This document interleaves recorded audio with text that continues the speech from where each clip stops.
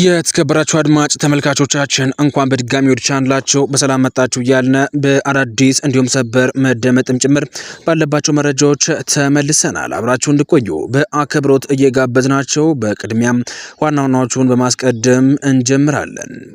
ዛሬ ቅዳሜ በፓኪስታን አስተናጋጅነት ለሚጀመረው የአሜሪካና የኢራን የሰላም ድርድር የሁለቱ ሀገራት ከፍተኛ የልዑካን ቡድኖች ትናንትና አረብ ኢስላማባድ ገብተዋል። ሆኖም በአሁኑ ሰዓት ላይ ድርድሩ ከመጀመሩ አስቀድሞ ሁለቱም ወገኖች ጠንካራ ማስጠንቀቂያዎችና ቅድመ ሁኔታዎችን በማስቀመጥ ላይ ይገኛሉ። ኢራንና አሜሪካ ያስቀመጧቸው እነዚህ ጠንካራ ማስጠንቀቂያዎችና ቅድመ ሁኔታዎች ምንድናቸው? በዝርዝሩም የመረጃ ጊዜ አብራችሁን ስትቆዩም የምታዳምጡትም ይሆናል። እንዲሁም ደግሞ የአሜሪካው ፕሬዝዳንት ዶናልድ ትራምፕ አንድ አነጋጋሪ መግለጫም ሰጥተዋል። በመሃል ላይ የምናስደምጣችሁ ይሆናል። የፓኪስታን መከላከያ ሚኒስትር ህንድና እስራኤልን የሙስሊም ዓለም ዘላለማዊ ጠላቶች ሲሉም ወቅሰዋል። ከዚህ ጋር በተያያዘም ዝርዝር መረጃ አለን። አብራችሁን ስትቆዩም የምታዳምጡት ይሆናል። እነዚህንና ሌሎች መደመጥ ያለባቸው መረጃዎችን ሰዓታችን ጠብቀን ይዘን ተገኝተናል። በመሆኑም አብራችሁን እንድቆዩ በአክብሮት እየጋበዝኳችሁ በቀጥታ ወደ ዝርዝር መረጃዎቻችን እንሸጋግራለን። በቅድሚያ በመካከለኛው ምስራቅ የተጀመረው ጦርነት በአሁኑ ሰዓት ላይ ለ14 ቀናት ተኩስ አቁም ተደርጎ ሰላም መስፈሩን ይታወሳል። ቢሆንም ግን በአሁኑ ሰዓት ላይ ከሁለቱም ሀገራት አዳዲስ መረጃዎችም እየወጡ የሚገኙ ሲሆን ዛሬ ቅዳሜ በፓኪስታን አስተናጋጅነት ለሚጀመረው የአሜሪካና የኢራን ሰላም ድርድር የሁለቱ ሀገራት ከፍተኛ የልዑካን ቡድኖች ትናንትና አረብ ኢስላማባድ ገብተዋል። ሆኖም ግን ከድርድሩ መጀመር አስቀድሞ ሁለቱም ወገኖች ጠንካራ ማስጠንቀቂያዎችና ቅድመ ሁኔታዎችን በማስቀመጥ ላይ ይገኛሉ። በፓርላማው አፈ ጉባኤ መሐመድ ባካር ጋሊፋ የሚመራው የኢራን ልዑካን ቡድን ወደ ስፍራው ሲያቀና ድርድሩ ከመጀመሩ በፊት አሜሪካ የኢራንን ቅድመ ሁኔታዎች እንድትቀበልም ጠይቀዋል። አፈ ጉባኤው በኢስላማባድ ሆነው እንደተናገሩትም ኢራን ለድርድሩ በጎ ፍቃድ ቢኖራትም በአሜሪካ ላይ ግን ምንም አይነት እምነት እንደሌላት ገልጸዋል።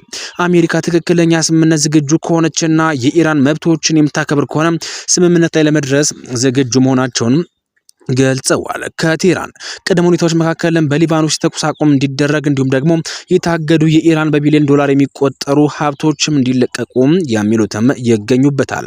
የጋሊባፍ ልዑካን ቡድን የውጭ ጉዳይ ሚኒስትሩ የመከላከያ ምክር ቤት ጸሐፊውን የማዕከላዊ ባንክ ገዢውና የፓርላማ አባላትን ያካተተ ከፍተኛ ስብስብም ነው።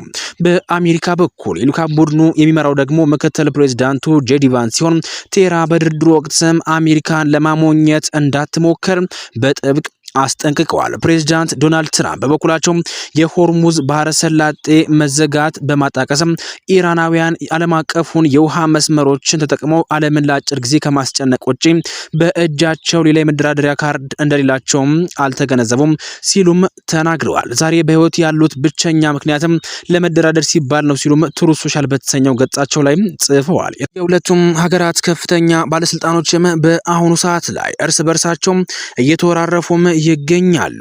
በአሁኑ ሰዓት ላይ ኢራናውያን ከውጊያው ይልቅ በህዝብ ግንኙነት ስራ ላይ ተካኑ ናቸው ሲሉም አጣጥለዋል።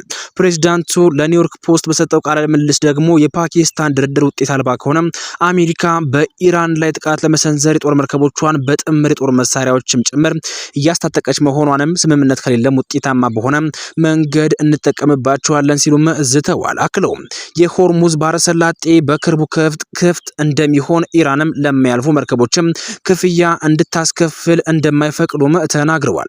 ትራምፕ ከድርድሩ የሚፈልጉት ዋነኛ ነገር የኒውክሌር መሳሪያ የሌላት ኢራን ማየት መሆኑንም አጽንኦት ሰጠውበታል። ፕላን ቢ ተለዋጭ እቅድ አሎት ወይ ተብለው የጠየቁት ትራምፕ ኢራን አስቀድማ በወታደራዊ ኃይሎች የተሸነፈች በመሆኗ ተለዋጭ እቅድ እንደማያስፈልጋቸውም ተናግረዋል። የፓኪስታን ጠቅላይ ሚኒስትር ሼህባዝ ሻሪፍ ይህን የኢስላማባድ ድርድር ወሳኝና የመጨረሻ ሲሉም ገልጸውበታል።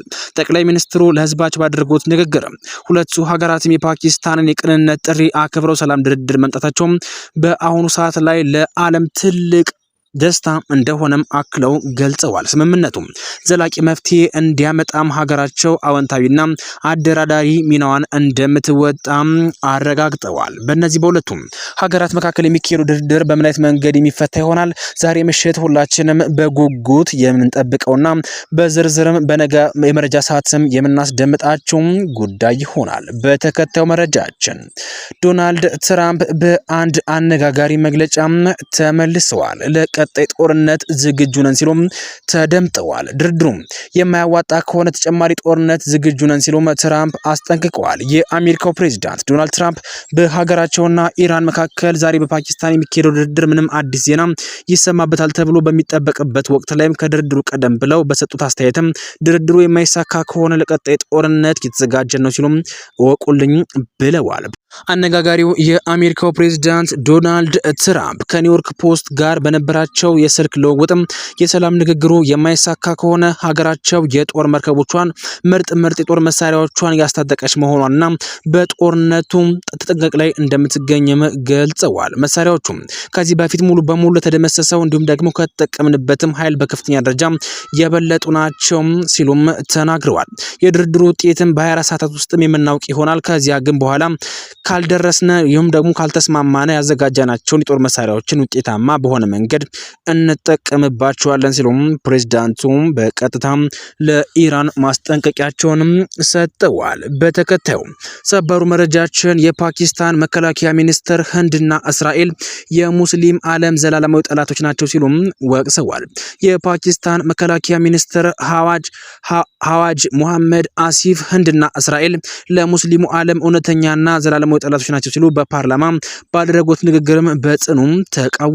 ሚኒስትሩ መላው የሙስሊም ሀገራትም እነዚህን ሁለት ሀገራት በጋራ ጠላትነት እንዲፈረጃቸውም ጥሪም አቅርበዋል። የፓኪስታን መከላከያ ሚኒስትር ሀዋጅ ሙዳር አሲፍ በሀገሪቱ ብሔራዊ ምክር ቤት ፓርላማ ተገኝተው ባደረጉት ንግግር ወቅትም በእስራኤልና በህንድ ላይ ያነጣጠረ ጠንካራ ትችትም ሰንዝረዋል። ሚኒስትሩ በንግግራቸው ወቅትም በተለይም እስራኤል በፍልስጤማውያን ላይ ያደረሰች ያለውን ጥቃት የኮነኑ ሲሆን ህንድን በተመሳይ በካሽሚር እና በሙስሊም ዜጎች ላይ እየፈጸመች ነው ያሉትን በደልም አውግዘዋል። ሚኒስትሩም አሲፍ የሙስሊሙን ዓለም ህንድና እስራኤል እንደ እውነተኛና ዘላለማዊ ጠላቶችም ሊያውቃቸው ይገባል በማለትም የገለጹ ሲሆን ሁለቱ ሀገራትም በሙስሊም ማህበረሰብ ላይ የሚከተሉትን ፖሊሲ ተመሳሳይነት እንዳለውም አመላክተዋል። ይህ መግለጫ በፓኪስታንና ጎረቤት ህንድ መካከል ያለውን ዲፕሎማሲያዊ ግንኙነት በከፍተኛ ውጥረት ውስጥም ባለበት ወቅትም የተሰጠ መሆኑንም የፖለቲካ ተንታኞች ጠቁመዋል።